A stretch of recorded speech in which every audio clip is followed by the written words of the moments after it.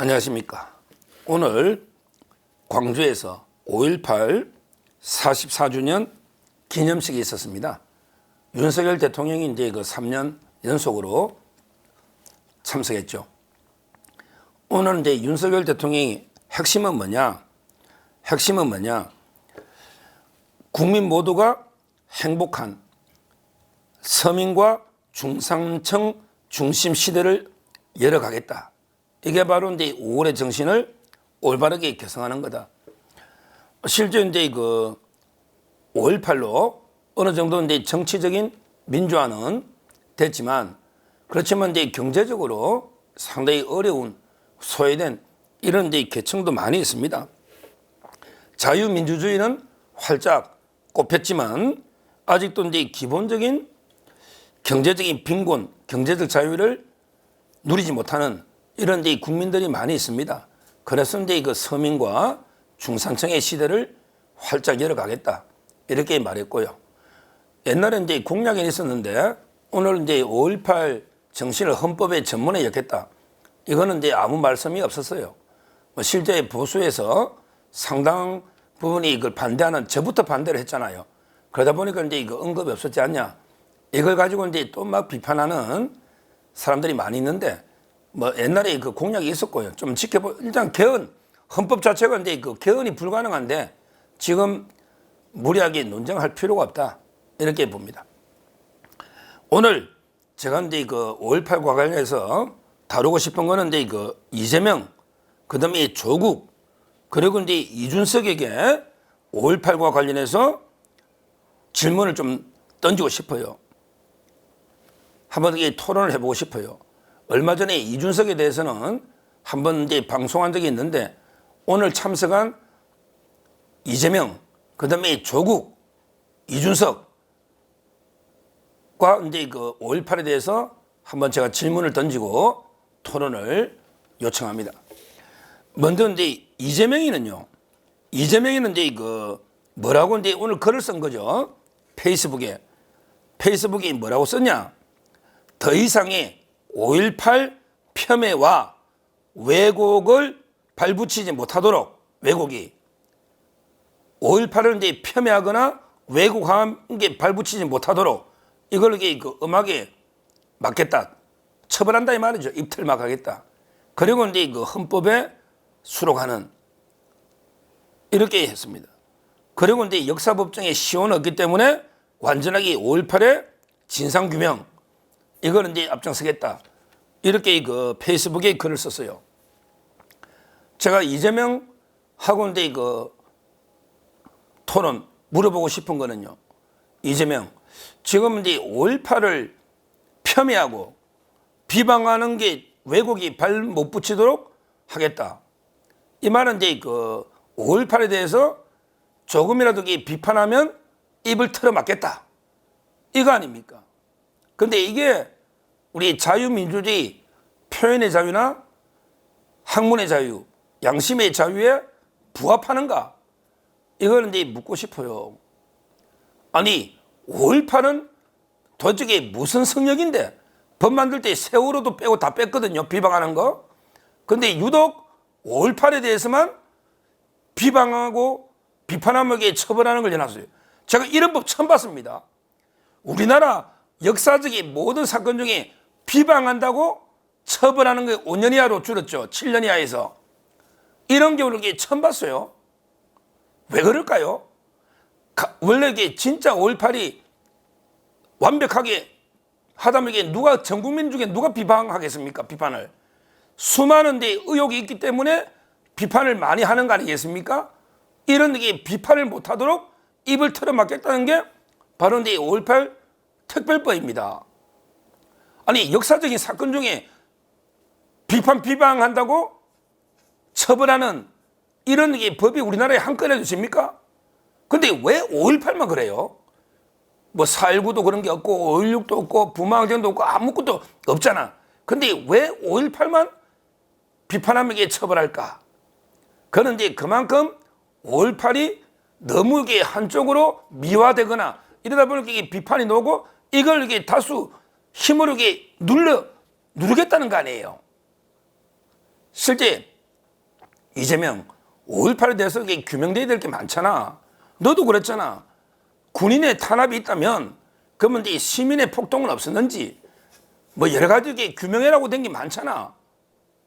이걸 규명하면 되지. 왜 한쪽으로 편파적으로 한쪽은 입을 틀어막고 한쪽만 규명하려고 하는 거야. 역사는 동전의 양면을 동시에 봐야지. 동시에. 그리고 진짜 5.18을 규명하려면 왜 유공자 명단을 공개를 안 하느냐고. 유공자 명단에 따라서 이 유공자는 어떤 일을 했다. 이걸 철저하게 검증해서 진짜 나라 위해서 민주화 운동에서 희생했으면 우리가 이제 받들어야지. 그리고 그게 아니면 가짜 유공자를 걸러내야지. 가짜 유공자를 걸러내는 게 진짜 유공자의 명예를 높이는 거야. 같이 섞여 있으면 가짜와 진짜가 진짜까지 가짜 되잖아. 그러면 이게 진상규명을 유공자부터 어떤 공이 있는지 어떻게 그때 행정했는지 이거부터 진상조사 나가야 되는 거 아니야. 군인의 뭐 폭격 그것도 물론 필요하면 해야지만 근데 그거는 왜 못하게 하느냐고. 무조건 이게 입틀막 하느냐고. 저는 민주당이 이게 2021년에 만든 거예요. 5.18에 대해서 왜곡하거나 비판하면 5년의 징역에 처한다. 이런 역사적 사건은 최초입니다. 5.18에 대해서 워낙 비판 이런 게 많으니까 뭐 도둑이 재발 저린다고 이런 비판 금지 조항을 냈는지 도대체 왜 이런지 모르겠어요. 이런 역사적인 사건이 없습니다. 역사적인 사건은 다양한 게 비판이 나와서 거기서 공론회장에서 다수 의견으로 되면 그게 정사가 되는 겁니다. 이런 쪽으로 한쪽은 무조건 입을 틀어막고 한쪽으로만 나가면 그 진상규명이 안 되고 오히려 그게 왜곡이야. 이재명 그게 왜곡이란 말이야. 올해 유공자 명단도 공개 못하게 하고 입을 틀어막고 처벌해버리고 한쪽만 하는 이게 왜곡이란 말이에요.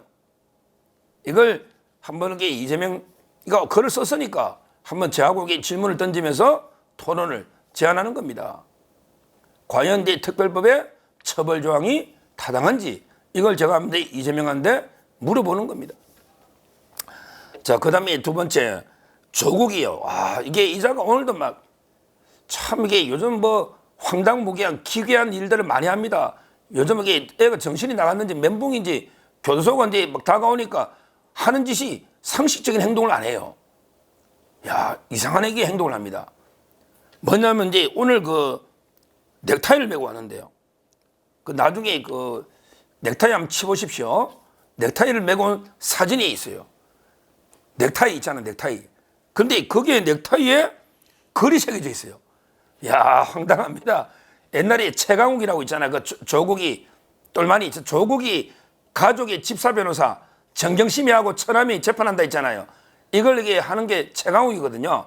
조국의 제자인데 왜 최강욱이라고 있잖아요. 배지 달아난 조국이 아들 인턴 허위로 해주고 뭐 있잖아요.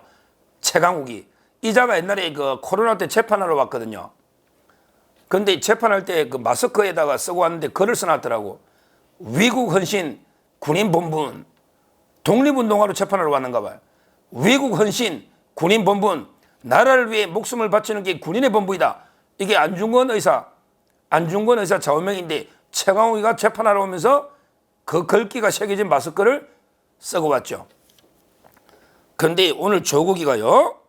조국이 언제 넥타이를 메고 왔는데 뭐라 써놨냐. 5.18 폭정 종식. 야, 이 말은 이제 윤석열 정권을 종식시킨다. 그리고 이제 5.18 끝나고 또 4년제 중임 개헌하자. 그러면서 윤석열 대통령 임기를 1년 단축시키자. 이런 이제 또 개짖는 소리를 하고 있는데 조국이가 야, 조국 5.18의 정신이 우리 국민이 뽑은 민주 정권 윤석열 정권을 종식시키는 게 이게 5.18 정신이냐? 국민이 뽑은 우리 민주적인 선거에서 뽑은 정권을 끌어내리는 게 이게 5.18이야? 5.18이 그런 거에서? 그러면 그건 폭동이지. 그 말이 안 되잖아. 왜 5.18을 그렇게 오히려 명예훼손하느냐고. 5.18 정신은 그게 아니야. 국민이 뽑은 우리 민주 정권을 끌어내리는 게 5.18 정신이 아니란 말이야. 저는 이런 게 넥타이 이거 어떻게 이거 하나 때문에 사야 되나요? 사지 팔진 않을 거고 넥타이를 사가 글귀를 새겨졌는지 넥타이에 뭐 어떻게 해가 이런 글귀가 새겨졌는지는 모르겠는데 이런 국가기념식에 와가지고 윤석열 정권의 폭정을 종식 이게 5.18이다.